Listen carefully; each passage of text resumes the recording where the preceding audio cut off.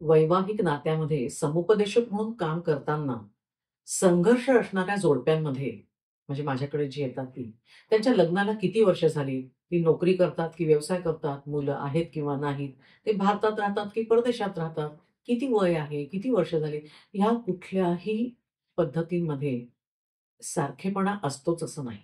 म्हणजे वेगळेपणा असतोच. तरीही त्यांच्या वादांमध्ये, भांडणांमध्ये मात्र बराच सारखेपणा असतो.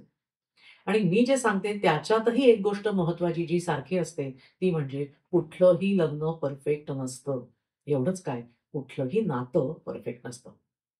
लग्न झाल्यावर आपण किंवा आपलं आयुष्य हे कायम नंदनवनात असल्यासारखं राहत नाही. किंबहुना लग्नाचा आणि या अशा नंदनवनातल्या आयुष्याचा काही संबंधच नाही. वैवाहिक नात्याच्या प्रवासात खड्डे राहणारच, चढ-उतार येणारच, टोल भरावे लागणारच. मोठा आणि दीर्घ प्रवास असल्याने तो सोबतीने करायचा. आलटून-पालटून त्या प्रवासात ड्रायव्हिंग करताना एका जणाने मुख्य सीट घेतली, तेव्हा दुसऱ्याने को-ड्रायव्हर सीट घ्यायची. एकमेकांच्या जोडीनं सुरू केलेला हा प्रवास पूर्णत्वाला न्यायचा. जेव्हा स्वतंत्र विचार करणारे 2 प्रौढ एकत्र येऊन राहतात, तेव्हा ते सारखा विचार कसे करतील? कुरबुरी, वाद, क्षुल्लक कारणावरून मतभेद, गैरसमज होणारच. अहंकार, मान-सन्मान राहणारच. पण त्या बाबी आपण कसं हाताळतो ते महत्वाचं आहे.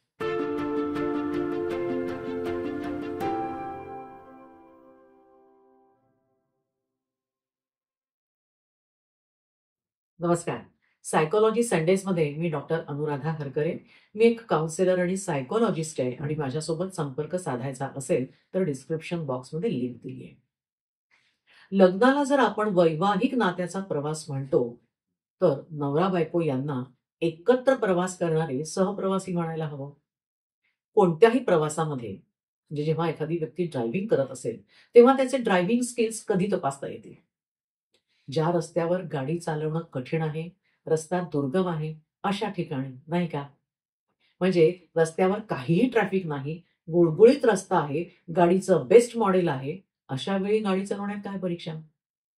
मग जर ड्रायव्हर कठीण परिस्थितीमध्ये थांबून, "आता मी नाही चालवणार गाडी," असं म्हणून जर सोडून देत असेल, तर कसं चालेल?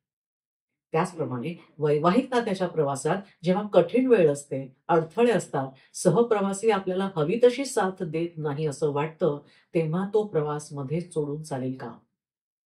सहप्रवासी असलेल्या दोघांचं पटत नसताना साथ सोडून देणं, सेपरेट होणं, डायव्होर्सचा विचार करणं, दरवेळी हा योग्य पर्याय नसतो, कारण त्या निर्णयाचे गंभीर परिणाम अनेक जणांवर होणार असतात. म्हणूनच जेव्हा लक्षात येतं, की गाडी किंवा सहप्रवासी कुरबूर करतायत, तेव्हा लगेच त्रयस्थ तज्ञांची मदत घ्यायला हवी. म्हणजे गोष्टी हाताबाहेर जाईपर्यंत थांबायला नको. प्रॉब्लेम जितका छोटा, तितके उपाय देखील आवाक्यात असतात ना. पण तरीही डायव्होर्स हा नेहमीच योग्य मार्ग नसतो, हे म्हणण्यापूर्वी मी आधीच हे डिस्क्लेमर देते, क्लिअर करते आहे, की छळ, शोषण, व्यभिचार, फसवणूक किंवा एखाद्या वाईट नात्यामध्ये सहन करत राहा, पण डायव्होर्स घेऊ नये, असं मला अजिबात म्हणायचं नाही. काही ठिकाणी डायव्होर्स हाच उत्तम पर्याय असतो, तिथे तो घ्यायलाच पाहिजे. पण आजचा व्हिडिओ आहे तो नात्यापेक्षा अहंकार जोपासणाऱ्यांना, दुसऱ्यांनी बदललं पाहिजे असा आग्रह धरणाऱ्या किंवा स्वतः बदल करण्याची तयारी न दाखवणाऱ्या, गैरसमजामुळे, सुसंवादाच्या अभावामुळे, इतर नातेवाईकांच्या हस्तक्षेपामुळे किंवा एकमेकांवर लादलेल्या अवाजवी अपेक्षांमुळे ज्या समस्या येतात, त्या समस्यांचं उत्तर शोधण्यापेक्षा समस्येपासून दूर करण्याचा सोपा मार्ग घेणाऱ्या जोडप्यांसाठी आणि त्यांच्या विचारांना खत-पाणी घालणाऱ्या पालकांसाठी आहे. टोकाचा निर्णय घेण्यापूर्वी पुन्हा एकदा विचार करा, हे सांगण्यासाठी आहे. खरं पाहता घटस्फोटाचा विचार करणाऱ्या मंडळींचे टिपिकल आणि त्याच त्या कारणांवरून भांडणं होत असतात. म्हणजे हे आपण आधीच पाहिलेलं आहे. विक्रम वेताळासारखे ते तेच तशाच पद्धतीने वादत असतात. म्हणजे त्यांना त्यांचा हा पॅटर्न लक्षात येऊन आपण नेमकं कुठल्या कारणावरून भांडतोय हे कळायला पाहिजे ना आणि त्याच्यावर उपाय पण सापडायला पाहिजे. पण तरीही ते एकमेकांपासून वेगळं व्हायचं का ठरवतं? हताश होऊन दूर होण्याची काही कारणं आहेत. जेव्हा ते रोजच्या कटकटींना कंटाळून म्हणतात, की आम्ही सगळे प्रयत्न करून थकलो आहे. म्हणजे हे त्यांचं पहिलं कारण असतं. आम्ही सगळे प्रयत्न करून थकलो. त्यांनी प्रयत्न केले असतातच. पण जागतिक खूप प्रयत्न करूनही नात्याला पुढे नेण्यासाठी जर उपाय सापडत नसेल, तर एकतर ते उपाय किंवा ते मार्ग योग्य नाहीत हे कळायला हवं. म्हणजे त्याच व्यक्तीशी, त्याच पद्धतीने, त्याच विषयांवर जर वाद घातले जात असतील आणि ते वाद सोडवण्याचे प्रयत्नही त्याच पद्धतीने होणार असतील, तर प्रश्न सुटतील कसे? रोजच्या त्याच त्या समस्यांमुळे येणाऱ्या मानसिक थकव्यामुळे अक्षरशः एकमेकांचा कंटाळा येतो. साहजिकच एकमेकांपासून दूर होण्याचा हा सोपा मार्गच योग्य वाटतो. पण एखादं काम एकाच पद्धतीने करायचं आणि वेगळ्या निकालांची अपेक्षा धरायची, हा निव्वळ वेडेपणा नाही का? तेव्हा समुपदेशकाकडे जाऊन वेगळा आणि योग्य मार्ग समजून घेणं आवश्यक आहे.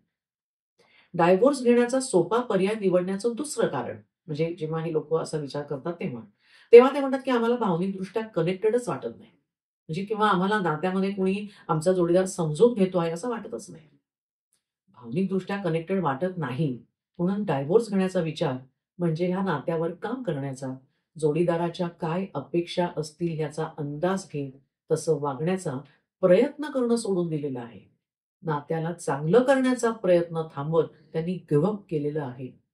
मग कुठल्याही कारणासाठी नात्यात जर दुरावा शिरला असेल, तर आत्मपरीक्षण करणं, दोघांनीही दोघांच्या म्हणजे एकमेकांच्या दुर्लक्षिल्या जाणाऱ्या भावनांना व्यक्त करण्यासाठी, त्या समजून घेण्यासाठी वेळ लागू शकतो. पण योग्य आणि आवर्जून जर प्रयत्न केले त्या दिशेनं, तर ते शक्य असतंच ना. याशिवाय म्हणजे एकमेकांना भावनिकदृष्ट्या कनेक्टेड वाटत नाही आणि म्हणून ते गिव्ह करतात. पण ह्याच्याशिवाय अजून एक कारण असतं, की त्यांना एकमेकांबद्दल आपलेपणाच वाटत नाही आणि त्यामुळे मग तो आदर पण केला जातो. तो आपलेपणा, आदर त्यांनी गमावला जर असेल, तर साहजिकच त्या वैवाहिक नात्यावरच काम करण्यात काही अर्थ वाटत नाही.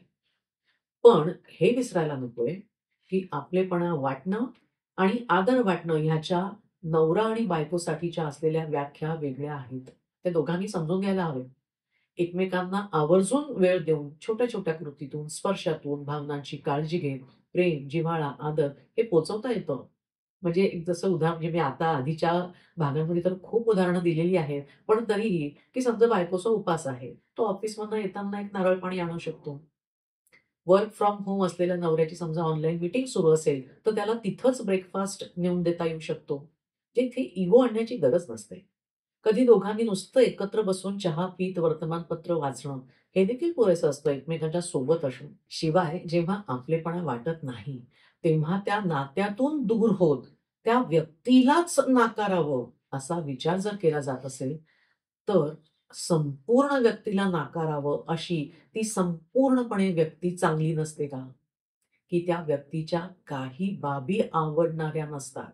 म्हणजे त्या व्यक्तीचं काही वर्तन आवडलं नाही म्हणून संपूर्ण व्यक्तीलाच नाकारला जातो. नवरा बायकोच्या भावनिक गरजा समजून घेऊ शकत नाही याच्यासाठी तिला निराश वाटणं स्वाभाविकच आहे. पण त्याच्या व्यतिरिक्त तो घरामध्ये इतर आर्थिक बाबी सांभाळतो आहे, बाहेरची कामं करतो आहे, वडील म्हणून प्रेमळ आहे. कदाचित त्याला बायकोप्रती असलेल्या प्रेमाच्या भावना व्यक्त करता येत नाहीये. नातेवाईकांचं देखील उत्तम करतो आहे. असं सगळं बघितल्यावरती नवरा ह्या व्यक्तीवरच फुली मारण्याऐवजी त्याच्या काही वर्तनाकडे आपल्याला फुली मारता येईल ना, म्हणजे त्याच्यावर काम करता येईल किंवा त्याच्यावर लक्ष देता येईल. मग काही वर्तन नवऱ्याचं किंवा आपलं देखील किंवा व्हाईस वर्सा म्हणजे दरवेळेला नवराच किंवा बायको असं मला म्हणायचं नाही. तर सुसंवाद साधून, काही सोडून देऊन, काही दुर्लक्ष करून परिस्थितीची तीव्रता कमी करता येते. आणि हे नेमकं कसं करायचं हे जर सापडलं, तर अर्ध्या समस्या सुटतात. पण हे केव्हा होईल? जेव्हा ते नातं आणि तो जोडीदार हे दोन्हीही महत्वाचं वाटेल. तेव्हा प्रत्येकाने आत्मपरीक्षण करून आपल्या नात्याची गुणवत्ता ही हळू रोज उंचावण्यासाठी प्रयत्न जर केले, तर कितीतरी कुटुंब समाधानी होतील आणि त्याचा परिणाम छोटी मुलं जी घरामध्ये असतात, त्यांच्या व्यक्तिमत्त्वावरही होईल. पण काय होतं, कुरबुरी जेव्हा होतात घरामध्ये, तेव्हा कुटुंबाच्या बैठकी घेतल्या जातात. तशा घेण्यापेक्षा थेरपिस्ट किंवा काउन्सिलरची मदत जर घेतली, तर नात्याला जोडण्यासाठी एफर्ट्स घ्यावे लागतील किंवा एफर्ट्स घेणं मी सजेस्ट करेन. याचं कारण ह्या एफर्ट्सपेक्षा म्हणजे हे एफर्ट्स जर खूप वाटत असतील, नात्यासाठी आम्हाला काही करायचंय, तर डायव्होर्ससाठी जास्त एफर्ट्स लागणार आहे हे विसरू नका. नात्यात किंवा एकटं राहून, सेपरेट राहून देखील जास्त एफर्ट्स आहे, हे लक्षात ठेवलं पाहिजे. म्हणजे आम्ही नात्यात काम करून थकलोय असं वाटत असेल किंवा मला माझा जोडीदार समजून घेत नाही असं वाटत असेल, भावनिकदृष्ट्या कनेक्टेड वाटत नसेल, म्हणून जर वेगळं होण्याचा निर्णय कोणी घेत असेल, तर नंतरचा प्रवास अधिक थकवणारा आहे. म्हणजे मी जसं मगाशी डिस्क्लेमर दिलं तसंच, की क्षुल्लक कारणांसाठी, हाताळता येणाऱ्या कारणांसाठी लग्नानंतरचा प्रवास सुरळीत होत नाही, म्हणून डायव्होर्सच्या दिशेने जर प्रवास सुरू केला असेल, तर त्याही प्रवासामध्ये खड्डे आहेतच, चढ-उतार आहेतच, टोल आहेतच आणि तो प्रवास केवळ मानसिकच नाही, तर शारीरिक, आर्थिक, सामाजिकदृष्ट्या देखील थकवणारा आहे.